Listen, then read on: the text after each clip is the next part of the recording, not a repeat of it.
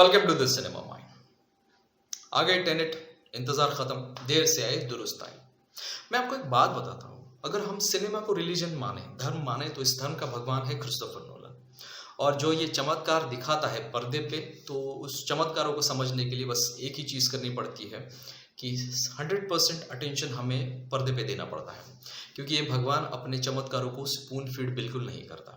अगर आपका अटेंशन नहीं है तो सारे चमत्कार जो आपको पर्दे पे दिखने वाले हैं वो आपके सर के ऊपर से चले जाएंगे।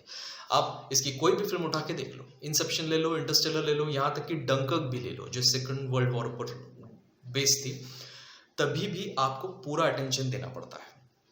तो हम थिएटर में गए, पॉपकॉर्न खाते खाते आराम से चिट चैट करते हुए इस फिल्म को अगर हम देखते हैं, आधी नज़र पर्दे पे, आधी नज़र हमारे मोबाइल स्क्रीन पर, तो इट डजंट वर्क। फिर आप बोलोगे कि यार कुछ फिल्म समझ में नहीं आई, तो ऐसा नहीं होता। 100% फोकस पूरा पर्दे पे होना ज़रूरी है। इसमें जो है जॉन डेविड वॉशिंगटन है, एलिजाबेथ डेबिकी है, केनेथ है, माइकल केन यूजुअल चॉइस है उनका वो है, और ख़ास करके डिम्पल कापड़िया है। और डिम्पल कापड़िया, इन्हें अच्छा खासा बड़ा और बहुत इम्पोर्टेंट रोल मिला है। उसके साथ और एक इंडियन एक्टर है डेंजल स्मिथ नाम के, तो उन्हें ज़्यादा रोल नहीं है, एक ही सीन उन्हें मिला है, बस उतना है। अदरवाइज डिम्पल कापड़िया को 4 सीन्स तो मिले हैं जो काफ़ी बड़े हैं और इम्पोर्टेंट सीन्स हैं वो, और इम्पोर्टेंट रोल मिला है। और जो बाकी क्रू है, जैसे बैकग्राउंड म्यूजिक देने वाला बंदा इस बार बदल चुका है। हैंस जिमर यूजुअल चॉइस है क्रिस्टोफर नोलन की। डंकर्क ले लो, डार्क नाइट रायलॉजी ले लो, इंसेप्शन ले लो या इंटरस्टेलर ले लो, इन सारे फिल्मों का बैकग्राउंड म्यूजिक हैंस जिमर ने दिया है। बट दिस टाइम एक स्विट्जरलैंड का म्यूजिशियन है लुडविग नाम का, उसने इसको बैकग्राउंड म्यूजिक दिया है, एंड उसने बिल्कुल भी डिसअपॉइंट नहीं किया है। बहुत क्रिएटिव और ज़बरदस्त तरीके का बैकग्राउंड म्यूजिक है ये। अलग अलग सीन पे अलग अलग तरीके से उसने जिस तरह से उस सारे साउंड को डिज़ाइन किया है, ज़बरदस्त है। और एक्शन सीक्वेंसेस तो कमाल के हैं ही, उसके बारे में हम बोलना ही बेकार है। और इसकी सबसे बड़ी बात यह है कि जो क्रिस्टोफर नोलन है वो CGI या VFX पर ज़्यादा निर्भर नहीं है, जितना हो सके वो रियल दिखाते हैं। मतलब CGI इफेक्ट्स बहुत कम होते हैं। मतलब CGI ले लो या VFX कि पीछे ग्रीन पर्दा लगा दो और उस पर वो फिर VFX इफेक्ट दिखा दो, ऐसा काम मतलब ये एवेंजर में ज़्यादा होता है। मार्वल की जो फिल्में होते हैं वहाँ पे ज़्यादा स्पेशल इफेक्ट्स होते हैं, लेकिन क्रिस्टोफर नोलन की फिल्मों में CGI इफेक्ट्स बहुत कम होते हैं। ऐसा नहीं कि नहीं होते, बहुत कम। VFX इफेक्ट्स बहुत कम। जो होगा वो रियल शूटिंग किया जाएगा, रियल जितना हो सके। यहाँ तक कि एक प्लेन क्रैश का सीन है वो भी रियल है, कोई VFX इफेक्ट नहीं है। कार चेस सीन ले लो, प्लेन क्रैश सीन ले लो, एक फिस्ट फाइट वाला सीन ले लो, जितने हो सके वो रियल उन्होंने शूट किए हैं। पैसा खर्च होता है तो कोई दिक्कत नहीं है, बहुत बजट वाली फिल्म है ये, उनकी कोई भी फिल्म ले लो फिर, तो वो तो एक सेटिस्फेक्शन मिलता है कि हम जो देख रहे हैं वो रियल देख रहे हैं, कोई VFX इफेक्ट नहीं। इसलिए मैंने उनको चमत्कार कहा है।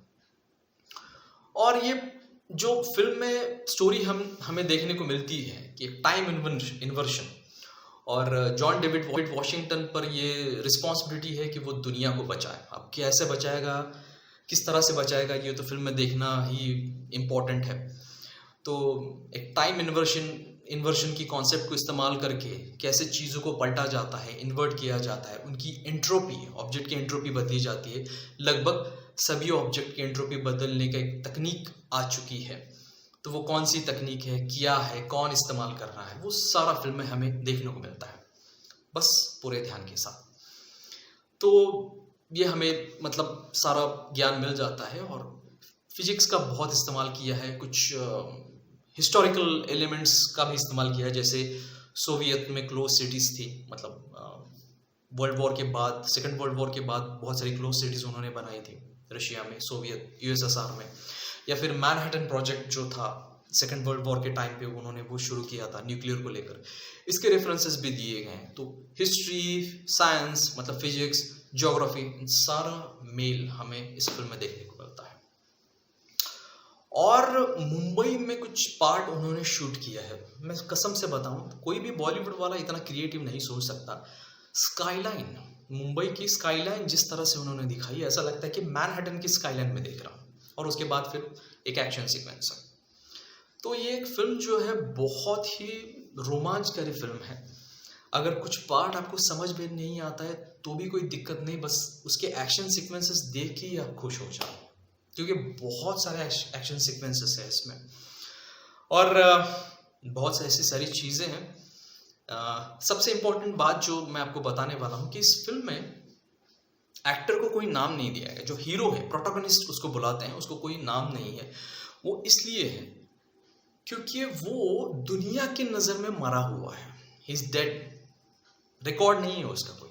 अब वो कैसे मरा हुआ है ये हमें फिल्म में शुरुआत में देखने को मिलता है। तो वो दुनिया की नज़र में, रिकॉर्ड में वो मरा हुआ है, तो मरे हुए आदमी को कोई नाम नहीं देता, तो उसके लिए उसे नाम दिया है एक प्रोटोगनिस्ट, हीरो। इसलिए उसे कोई नाम नहीं है, बाकी सारे कैरेक्टर्स को नाम है, क्योंकि बाकी सारे कैरेक्टर्स जो है वो दुनिया की नज़र में जीवित हैं, ये मरा हुआ है। दूसरी बात, ये टेनेट को या टाइम इन्वर्जन को दिखाने के लिए बहुत सारे सिंबलिज्म का इस्तेमाल किया है, जहाँ पे अपने हीरो को फिल्म की शुरुआत में ही बंदी बनाया जाता है। तो एक ट्रेन जा रही है, एक ट्रेन आ रही है, जाने वाली और पीछे आने वाली, तो वहाँ पे भी ये इन्वर्जन का दिखाने की उन्होंने कोशिश की है। जहाँ पे सेलिंग होती है, बोटिंग होती है, वहाँ पे भी दो बोट एक साथ जा रही है और एक दूसरी पलट कर वापस आती है, वहाँ इन्वर्जन दिखाने का एक सिंबलिज्म दिखाने की उन्होंने कोशिश की है। अब टेनेट में ले लो, 10 मिनट्स आगे और 10 मिनट्स पीछे, दैट्स टेनेट। तो सिंबलिज्म के थ्रू भी इस सारी चीज़ों को उन्होंने दिखाने की कोशिश की है। बहुत बेहतरीन फिल्म है। बस एक ही चीज़, इसका प्लॉट बहुत कॉम्प्लेक्स है। All you have to do is focus on the screen. चलिए, मैं यहीं पे रुकता हूँ। ये वीडियो आपको पसंद आता है तो प्लीज़ लाइक कीजिए, शेयर कीजिए, और अगर चैनल पे आप नए हैं तो प्लीज़ चैनल को सब्सक्राइब कीजिए। 100% फ्री है। नमस्ते।